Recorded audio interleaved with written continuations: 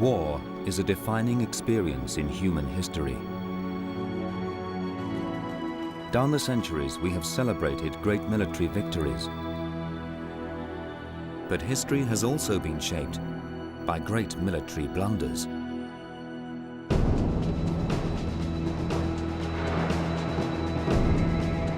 Mistakes are inevitable in the chaos of war. But sometimes those mistakes defy reason. Was it a foolhardy plan which condemned men to death? A technology that failed disastrously? Interference by meddling politicians? Or a moment of madness by a commander? In this series, we draw on 1,000 years of warfare, travel 4 continents, to discover what caused some of the biggest blunders ever to be visited upon mankind.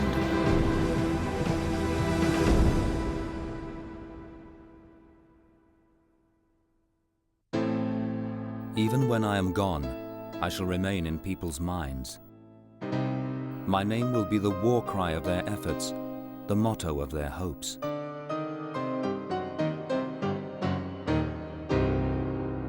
Napoleon Bonaparte was one of the greatest military leaders of all time. A general's general, an outstanding leader of men, but above all, a commander with supreme confidence in his own abilities.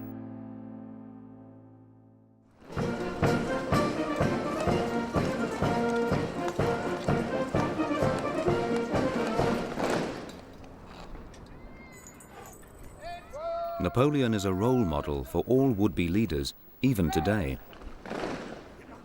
Perhaps one of these young Sandhurst officers may be destined for greatness. Getting there will take ability, but it also might require the sort of personality seen as deeply undesirable in any other walk of life.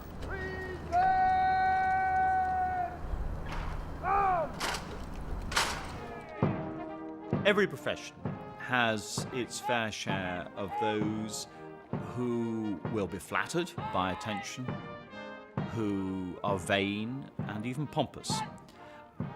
Not all professions provide the opportunity for those qualities to be transformed into virtues. But in the army, in the right place and the right time, those very defects become enormous strengths because they're part of the showmanship which a general needs in order to get others to go with him. Arrogance, ambition, vanity. All these are virtues in a great general, but also the seeds of his destruction. Idolized by his troops, intoxicated by victory, belief in his infallibility grows, and those qualities which made him a success can now lead him to disaster. No one illustrates this paradox better than Napoleon. In 1812, he invaded Russia with famously fatal consequences. Napoleon was the greatest soldier of our age. He was a genuine hero. But he overreached himself through his arrogance and his belief in himself that he could spit in the face of the gods. And he came crashing down as a result. And he brought a lot of people down with him. And he provides an object lesson to any general that being a hero has great dangers.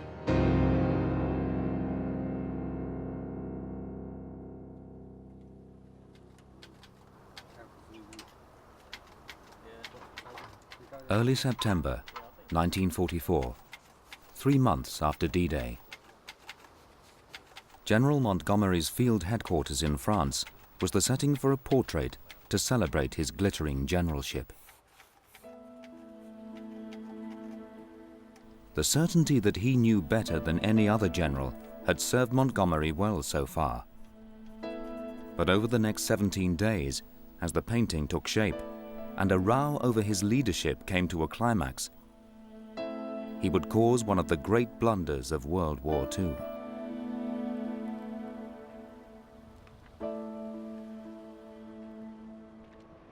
Two years earlier, Montgomery had been an obscure general, only promoted to commander in North Africa because Churchill's first choice was killed in an air crash. Not everyone welcomed his arrival. He was ascetic by temperament, a teetotaler, non-smoker, and this rather worried people who had to soldier with him. They all felt rather guilty with a man like this in their midst. When he was a commanding officer, as a lieutenant colonel, he was standing in front of his battalion on parade, and the chap in charge of this lot said to him, Colonel Montgomery, you're 2 paces to the left of where you should be. A lot of people would have just gone 2 paces to the left. He turned round and said to his battalion, 2 paces right, close, march. So in other words, he wasn't in the wrong place, they all were. Montgomery drove people crazy. He quarreled incessantly with people who had higher ranks than he. He was arrogant. He was impatient of people whom he considered fools, and almost everybody other than Montgomery was a fool. One battle made his reputation. He had taken over the 8th Army, who had been beaten almost into submission by the brilliant German general, Rommel. Montgomery's conviction that he could beat Rommel inspired his troops. He would gather men around him like moths to a candle round his car. He would speak to them, man to man, and of course they loved it. Our mandate from the Prime Minister is to destroy the Axis forces in North Africa. We are going to finish with this chap, Rommel, once and for all.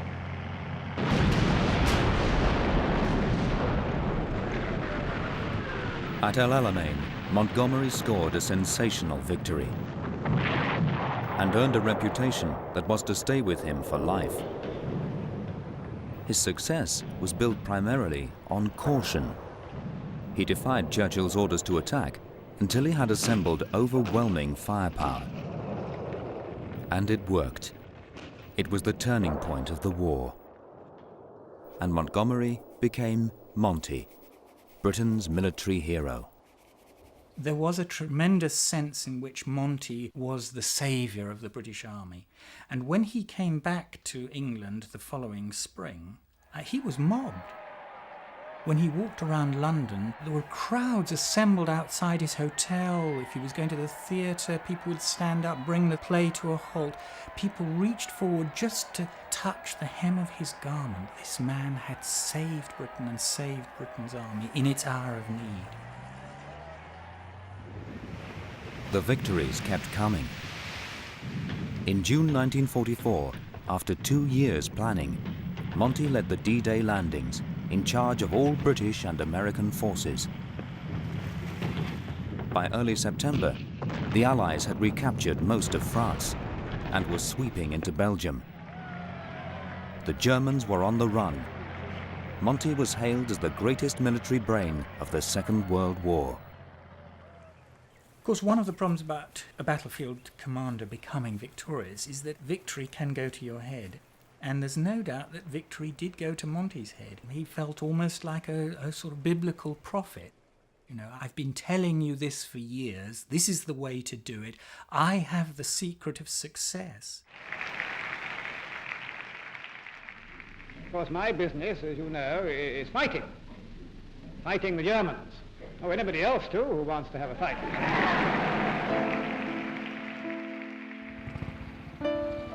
Monty was about to pick the biggest fight of his career. Not with the Germans, but with his new boss. With Americans now the majority of the Allied forces, General Eisenhower decided that he would take over as commander in the field. Monty was furious. Eisenhower was an armchair general who had never even commanded men in battle. Montgomery was in an unusually bad mood. His egotism had been rubbed raw by Eisenhower. So in September 1944, Montgomery was eager to find a means to circumvent the fact that he had been somewhat reduced. He was no longer de facto ground forces commander, to seize again for himself the opportunity to be the leader of the campaign that would win the war. The Allied armies were gathering at Germany's borders, but where would they invade? Eisenhower wanted to advance slowly on all fronts. Monty wanted all the Allies' resources put into one concentrated attack, with himself at the helm. his instincts told him that the Allies had to seize this moment. This is the moment of decision. The finishing of World War II in 1944 depends on the Commander-in-Chief making the right decisions right now. Monty's driven almost to exasperation by the fact that Eisenhower won't make up his mind. So he decides he must come up with some kind of plan of his own, and that's how Arnhem gets dreamed up. If Eisenhower wouldn't act, Monty would. He began devising a plan that would win the war. In a surprise attack, airborne troops would land behind enemy lines and seize the bridges over the River Rhine at the Dutch town of Arnhem. British tanks would race up through the Dutch countryside to join them. Arnhem was the gateway into Germany. The Allies would have a clear run to Berlin.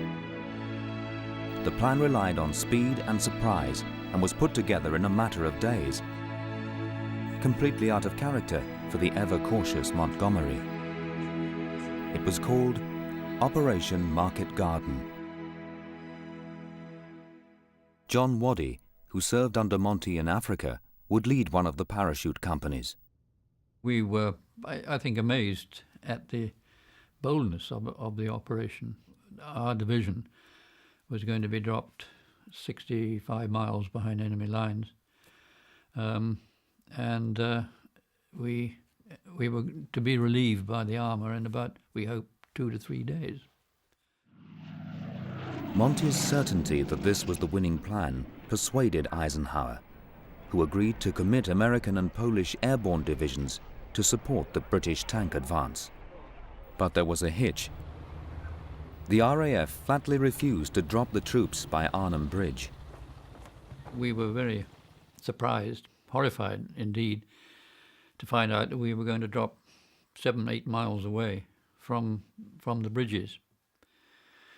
And we couldn't understand why we had to do it, except that we were told, oh, well, there's a lot of flak around Arnhem bridges, and the aircraft can't fly over the town.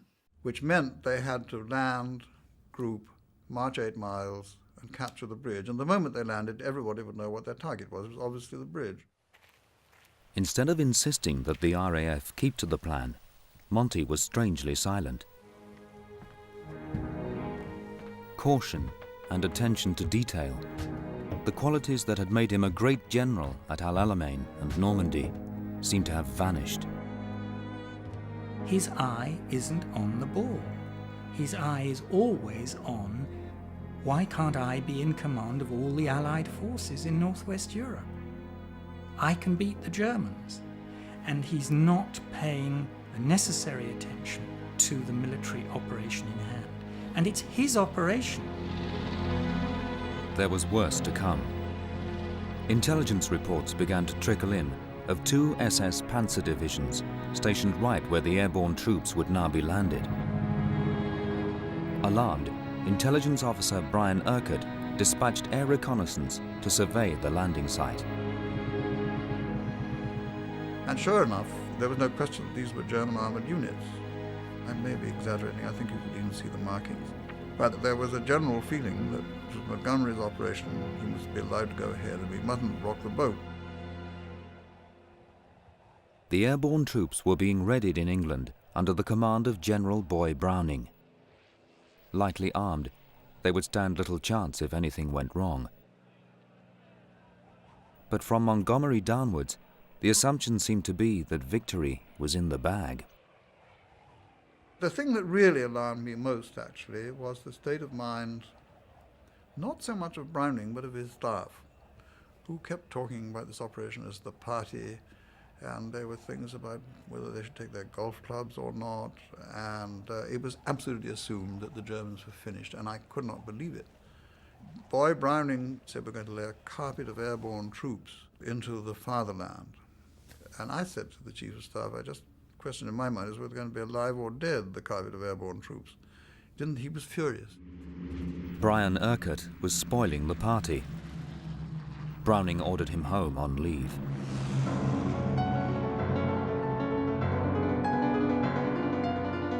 On September the 17th, 1944, from air bases all over southern England, the biggest airborne invasion in history began. It was fantastic. There were something like 1,500 aircraft and gliders, but 900 fighter aircraft, all in a stream of well over 100 miles long.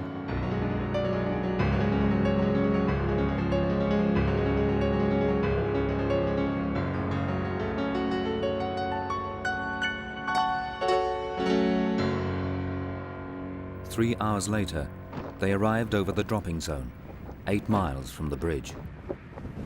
As soon as I got out of the aircraft, it was obvious that there was quite a lot of enemy around there, because I could hear the bullets cracking around. We lost over 200 men before the battle started.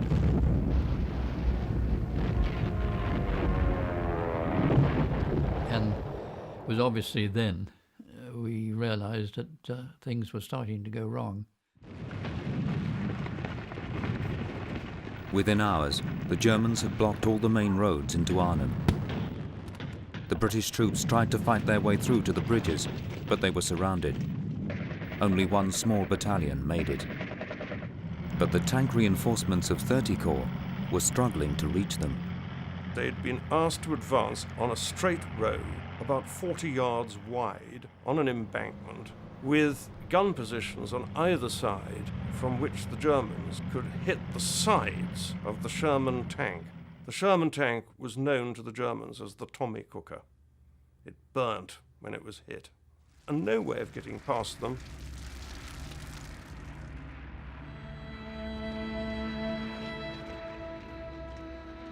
Out of 10,000 airborne troops, only 2,000 were rescued.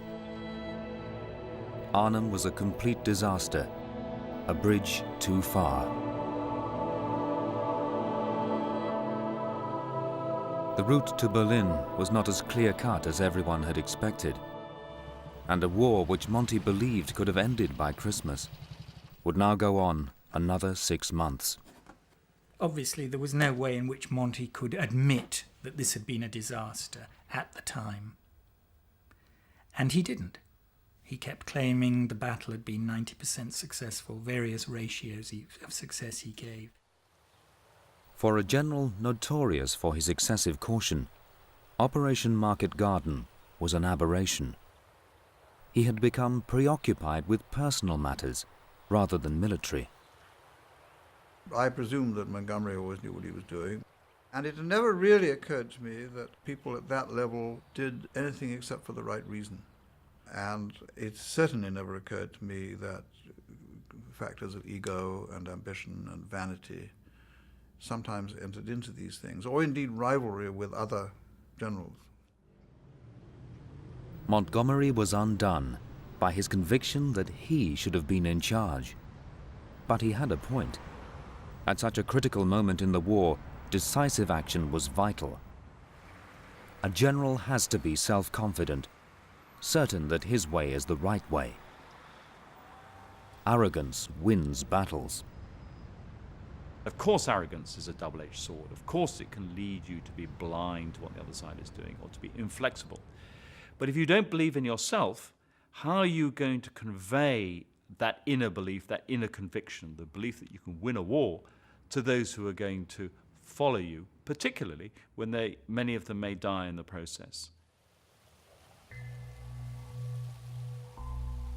If arrogance is a double-edged sword for a military hero, so too is ambition. In 1916, in one of the most infamous episodes of British military history, tens of thousands of men were sold down the river, all for the sake of one man's career.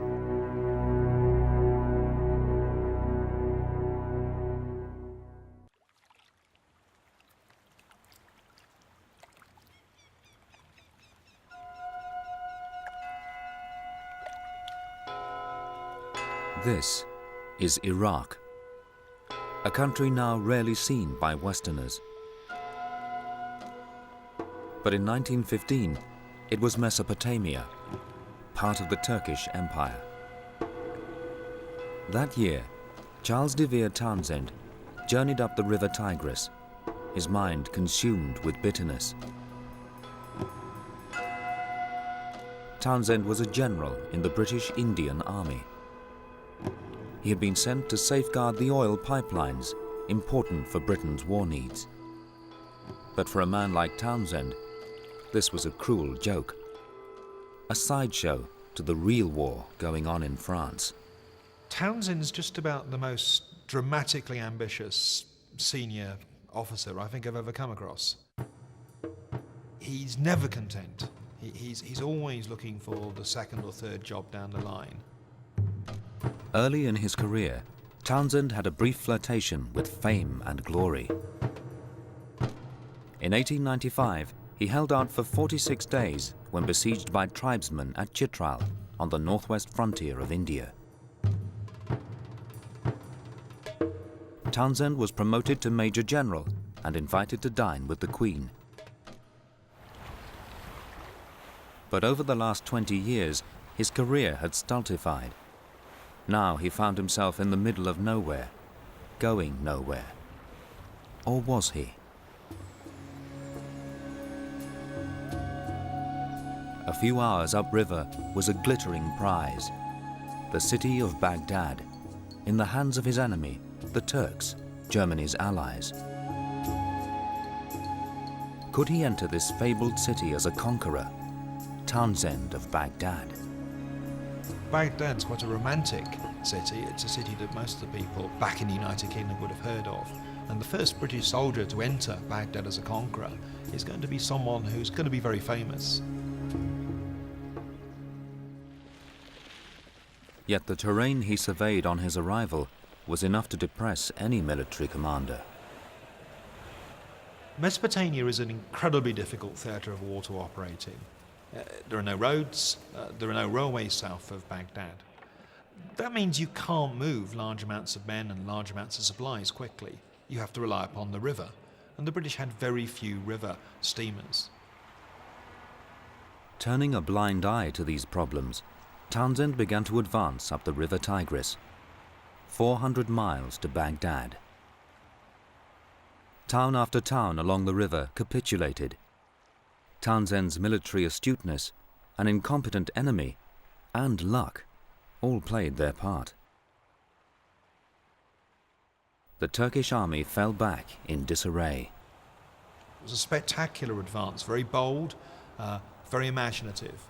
And of course, in 1915, nowhere else in the First World War was there any similar spectacular success.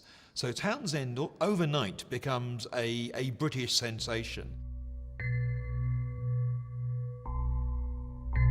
Being front-page news was pushing him on recklessly towards Baghdad.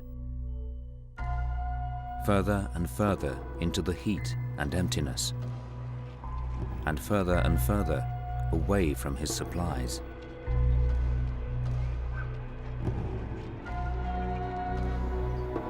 At Ctesiphon, only 16 miles from Baghdad, the easily won victories were to end. The centre of the battlefield of Ctesiphon is the Arch, and it's immensely powerful for Townshend, the student of military history, because this marks the extremity of the Roman Empire.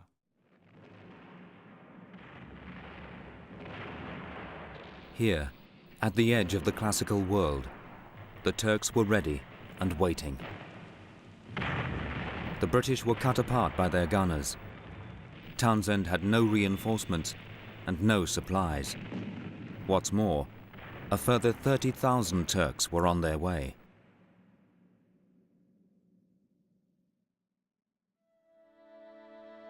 So near to Baghdad, yet so far. Townshend led a long retreat back down the Tigris, now pursued by his enemy. Retreating from the Battle of Ctesiphon for Townshend shatters his dreams of a glorious entry into Baghdad. It could lead to the Mesopotamian campaign becoming a backwater. Well, what can he do in such circumstances? And I suggest a heroic siege certainly meets the bill if you want to get back into the public's eye. He knew that from Chitral. I mean, that had been on the front pages of the papers. But much more recently, the siege of Mafeking had made Baden-Powell's reputation, had made Baden-Powell a household name, and had prompted enormous jubilation when the siege had been lifted.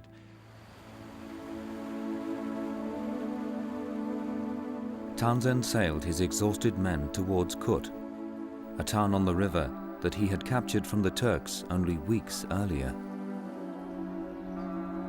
He set up his headquarters in this house.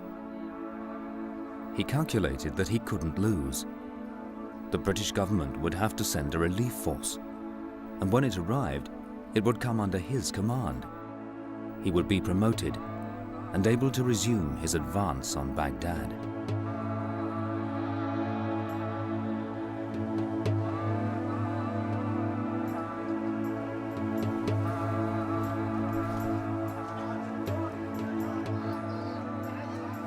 It would be a brief siege, glorious for Townsend, if not for those he led. Townsend's attitude is so lacking in any genuine care for his men. This can be seen in the continued enjoyment of the privileges of rank. Decent food, decent alcohol, and a stunningly selfish use of limited radio communication time, which meant that his men received no messages, no mail, but Townsend is busy sending messages to friends back in London. Townsend radioed for the relief force to come quickly. By a strange coincidence, the man chosen to relieve the valiant general was none other than Sir Felix Aylmer, VC, the very same man who had rescued him from Chitral 20 years earlier. Townsend urged him to come with all speed. He said he was running out of food. But the Turks had surrounded the town. 23,000 men in the relief force would die in futile attempts to break through to Kut. Townsend accused Aylmer of not trying hard enough. Aylmer felt not unreasonably that he had been pushed into attacks with insufficient preparation and insufficient forces precisely because Townsend had effectively cried wolf. There had been no danger of starvation. Townsend had been economical with the truth. When the High Command suggested perhaps he ought to fight his way out of Kut, he came clean. He then decides to tell his superiors that he has many more supplies than he let them know, and wouldn't it be a good idea if the relief effort's more methodical, and surely he doesn't need to try this rather risky breakout idea. And it becomes obvious as the months go on, as relief is not imminent, how frustrating this is for Townsend, and how he sees his entire career being sidelined. Indeed, the appointment of Major General Gorringe, one of his rivals, as Lieutenant General in the last month of the siege is something that really upsets Townsend. He bursts into tears and cries on the shoulders of one of his junior officers. Not normal behaviour for a British general. After 4 months, the British troops really were facing starvation.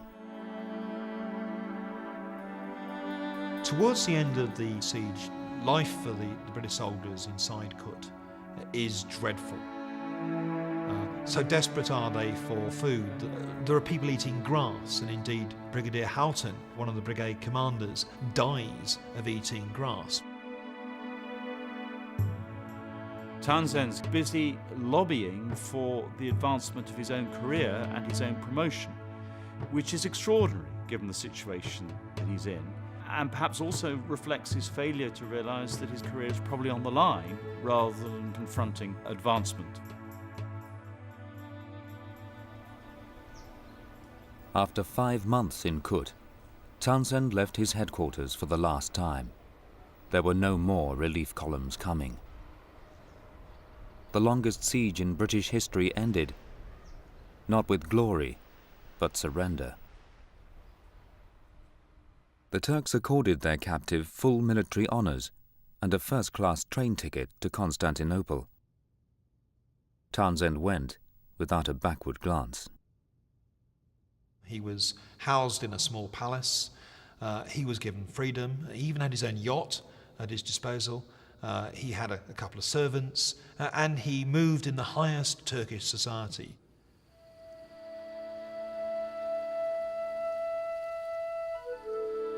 His men faced a very different fate.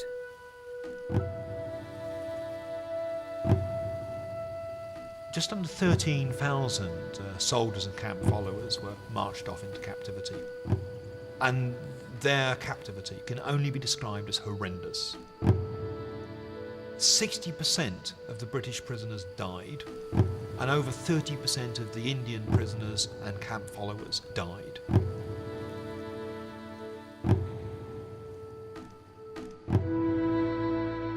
A total of 40,000 men were sacrificed at the altar of obsessive ambition.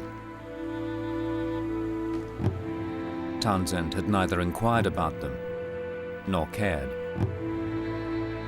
He never held a senior military post again.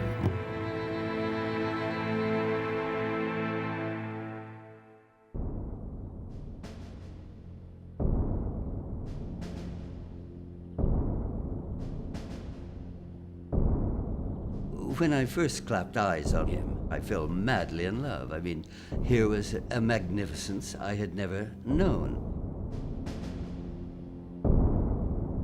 Here was a man who held in personal contempt presidents, who had met kings and queens, and all of us felt that the more we glorified him, the more we ourselves were deified in some way. And we were like disciples to a Christ. And I remember one time, before I put his mail on his desk, a card, and I read it, and it was from his pilot, and it said, "To one who walks and talks with God." And I thought, my God in heaven. But that's his own pilot who wrote him that.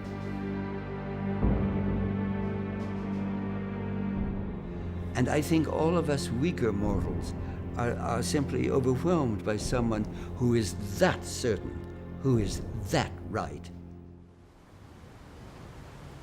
Arrogance and ambition have ruined the greatest of generals, but vanity can be just as deadly. With thoughts of the hereafter on his mind, one general did a deal with the city authorities of Norfolk, Virginia. He would have a tomb fit for a president, and the city would attract tourists, pilgrims to his memorial. Here we have a mural of General MacArthur during World War I. How come he's not wearing a helmet? General MacArthur didn't always do what he was supposed to. Douglas MacArthur was the most controversial general of the 20th century, a national hero who brought the world to the brink of nuclear war. The son of a Civil War hero, MacArthur had a lot to live up to. At West Point, the American military academy, he acquired a reputation for melodrama. I think it was called Sarah Bernhardt.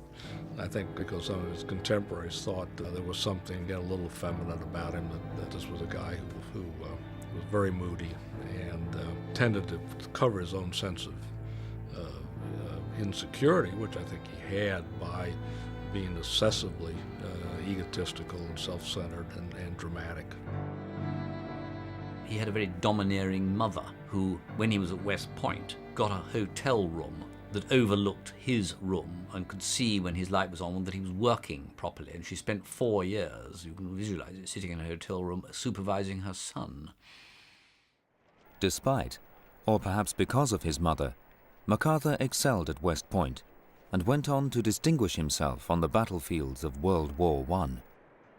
He became America's highest decorated officer. In the 30s, MacArthur was posted to Washington. It put him in daily contact with the press. Most American institutions had begun to realize there was something called public relations and advertising, and MacArthur, in fact, was into public relations and advertising for the U.S. Army. He became responsible for briefing newspaper reporters about military events, and I think that certainly began to give him a sense that you could perhaps create your own reality simply by being persuasive. 1942 was the year that MacArthur became a national hero. He was commander in the Philippines, the front line in the war with Japan. Things were going badly. Pearl Harbor should have been a warning to him. But 9 hours later, his air force was wiped out, sitting ducks on the airfield. Then the Japanese invaded. To prevent MacArthur being captured, Washington ordered him out. And he went, leaving his army behind, earning taunts of cowardice from the Japanese. It was a terrible feat for MacArthur. I mean, he was humiliated by it.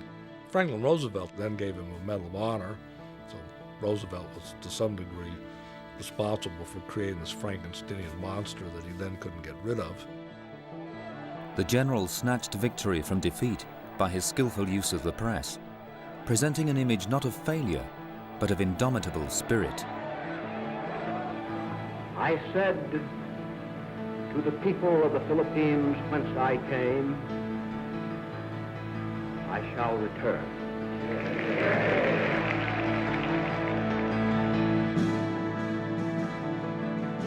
MacArthur mania swept the United States. The man was a superb manipulator of the popular press. He called my Army, my Navy, my Air Force. He was very reluctant to give other people credit. If reporters came in and didn't report him the way he wanted to be reported, then he managed to get rid of them. MacArthur's stage-managed return to the Philippines became one of the most powerful images of World War II. He was unstoppable and was chosen to preside over the symbolic ending of the war, the Japanese surrender. Okay, if you look at the mural over here, it is the actual signing of the instrument of surrender. Over here we have General MacArthur, and next He was now to become Japan's absolute ruler, a surrogate emperor, entrusted with rebuilding the country. The MacArthurs were the royal family in all but name, answerable to no one. No American had ever held such power.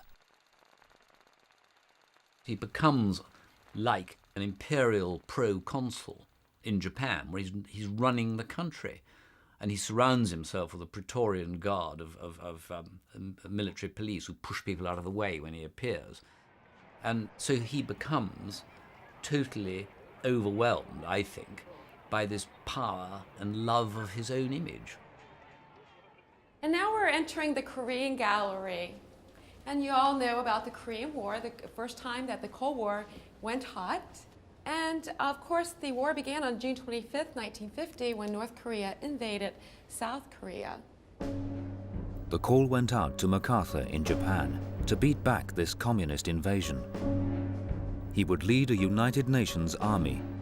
Aged 70 and a 5-star general, he outranked even his superiors in Washington. Korea became the place to test American resolve against communism, to sweep back communism, to punish communism, and not incidentally make his own reputation, as he had made it in the Second World War. But MacArthur soon began to exhibit the violent mood swings that had characterized his whole life. At one point, he talked about, in almost a giddy way, that he could defeat the North Koreans with one hand tied behind his back.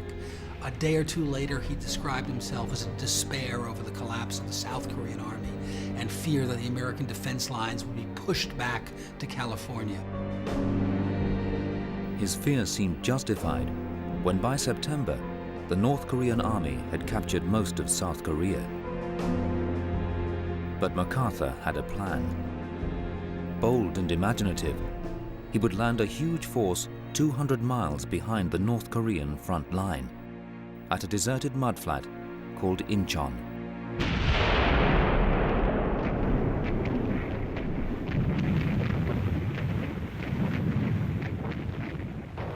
Incheon, ironically, despite the physical dangers of high tides and uncertain seas and mudflats, was a virtually uncontested landing.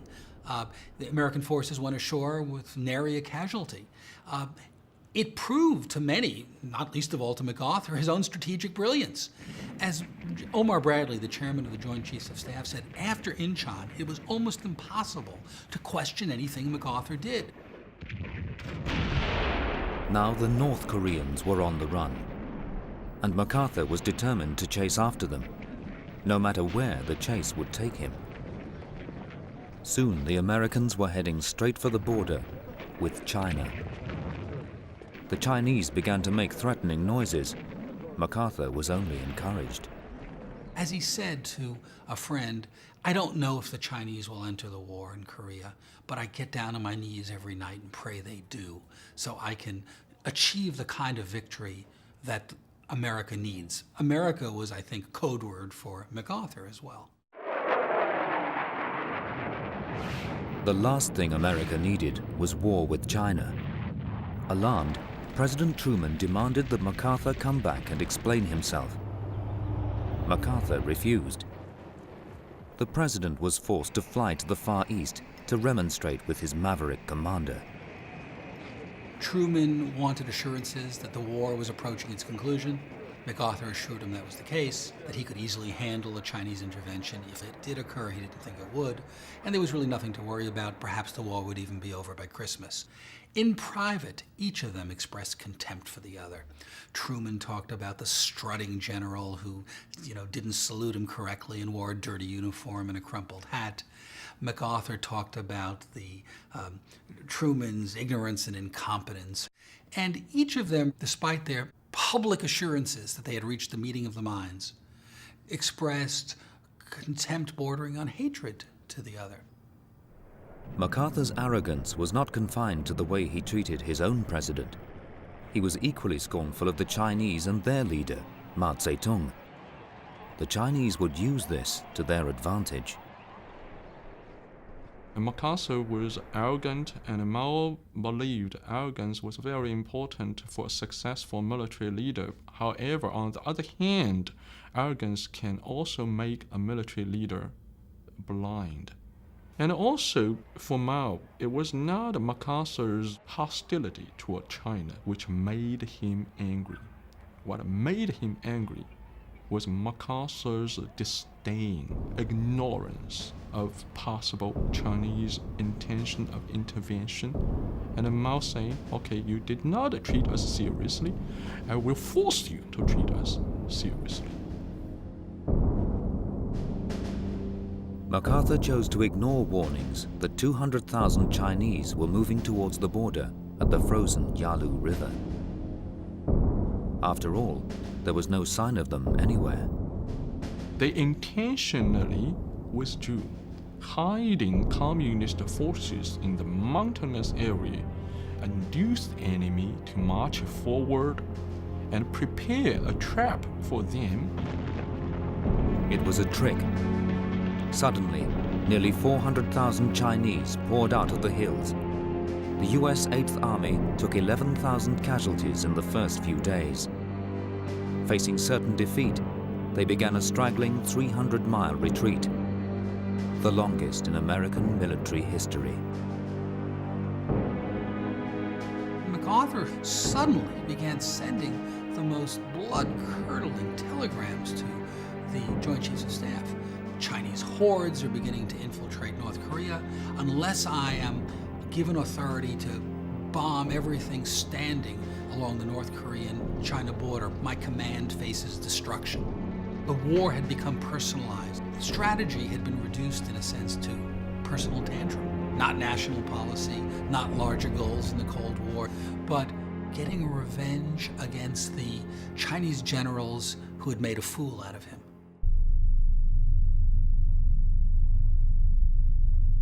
MacArthur began to advocate the use of nuclear weapons. The war had largely stabilized. There was no danger to American troops. But MacArthur was listing 21 sites that could be bombed in China using atomic bombs. He wants to bomb Chinese cities. He wants a naval blockade.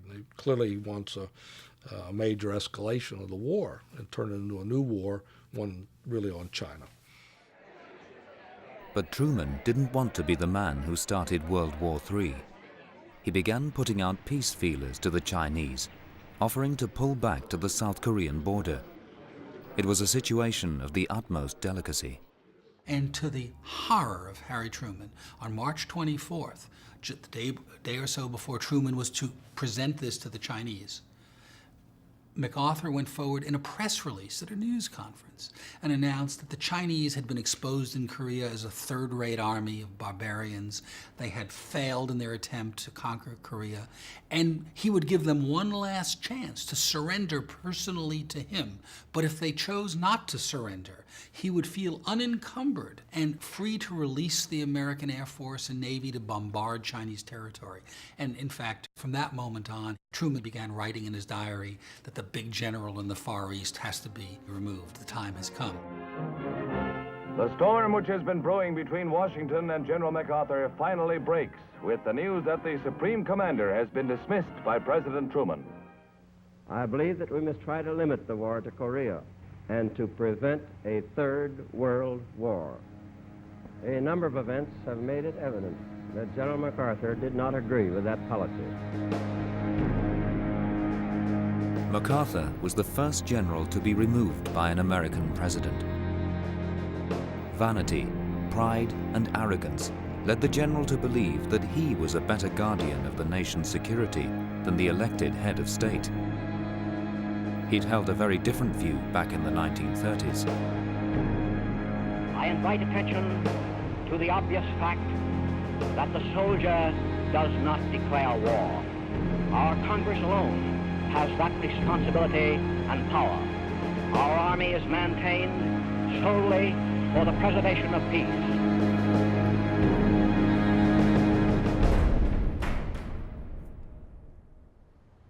In April 1951, MacArthur returned to the United States after an absence of 15 years. The wayward general received the biggest ticker-tape welcome in history. Just about everybody is out today. An estimated 7.5 million men, women, and children. To the American public, he was still their hero. Heroes are necessary in a military sense because people need someone to follow who they will believe in and will get them through the danger and will win. The problem arises when this person is surrounded by a staff who don't argue with him anymore, surrounded by press that he has been cultivating, and the adulation is in the headlines, and he then starts to believe that he's invincible, that he's God, and that he's going to get it right all the time. Well, the Romans had an interesting way of dealing with this. In the triumphal procession of any general in Rome, on the chariot, behind the general, was always a slave who whispered in his ear, "Remember, you are mortal."